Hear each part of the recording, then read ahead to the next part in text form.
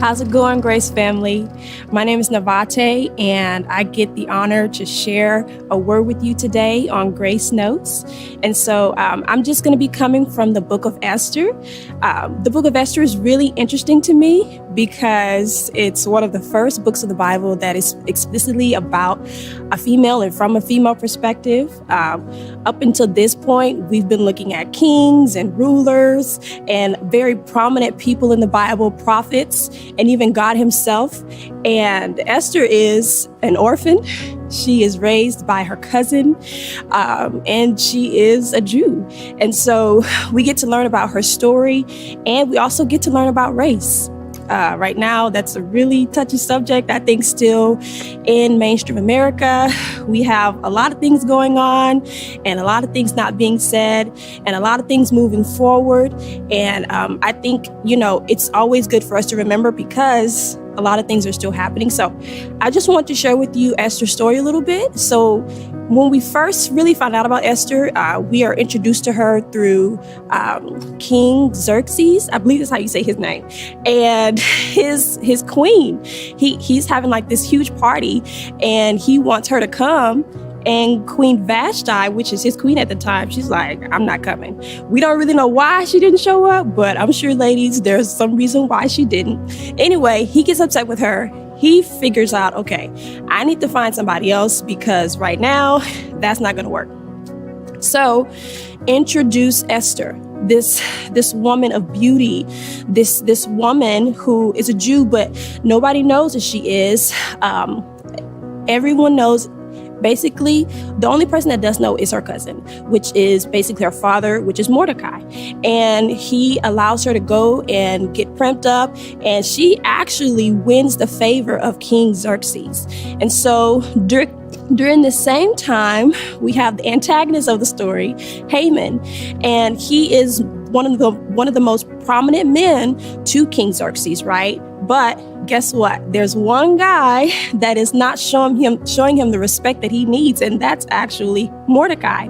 We don't know why Mordecai is not showing him the attention and respect that he wants, but he gets so upset that he says, not only am I going to punish him, I am actually going to punish all Jews who look like him, speak like him, talk like him, because I feel disrespected. And so later on in the story, we actually learn by a series of events, Haman gets kicked out of his position, Mordecai gets put in, and Esther has to rise to a position where she has to face, okay, am I going to stand up for my people? Because guess what? Nobody here knows that I'm a Jew, but I am. So I have to say something because I can't let the situation that I'm in or the place that I'm in dictate the people that are actually being affected. And so some of the things that I want to take away from this story is that, for one, God will promote anybody, any class, of any race, any background. And I love that about God. We learn about prostitutes in the Bible.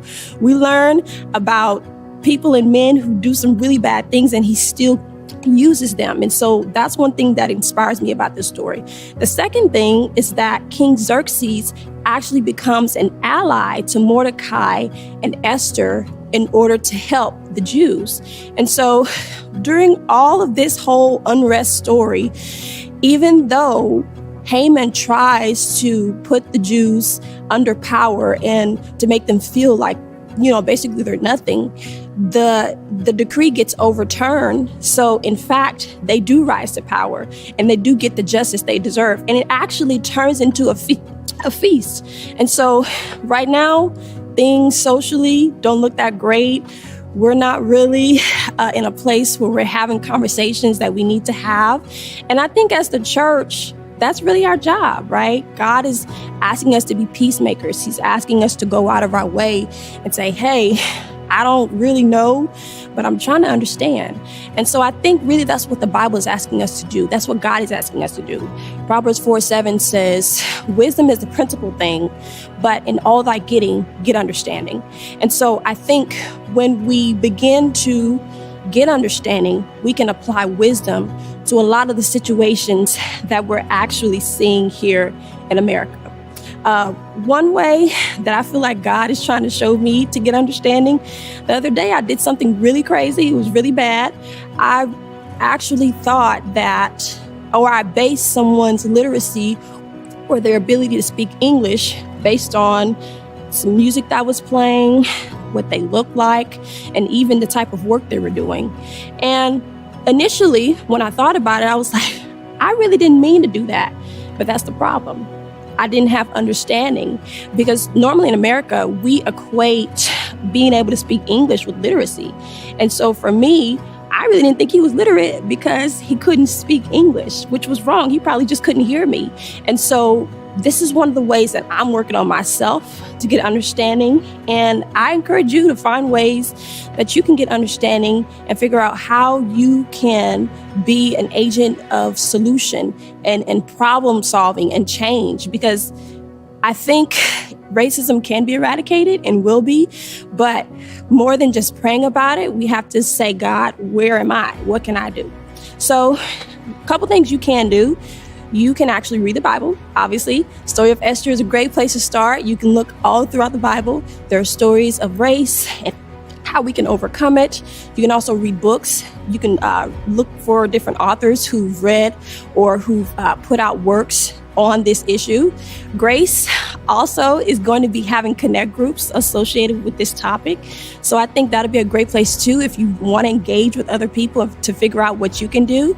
And then lastly, which is something that I'm probably going to do too, Dr. Tony Evans is offering a course called Oneness Embrace. It's actually free, and it's a 6-module course, and it's really going to focus on the topic of biblical unity. And so I think these are great places if you want to start to figure out what you can do and how you can contribute to the solution.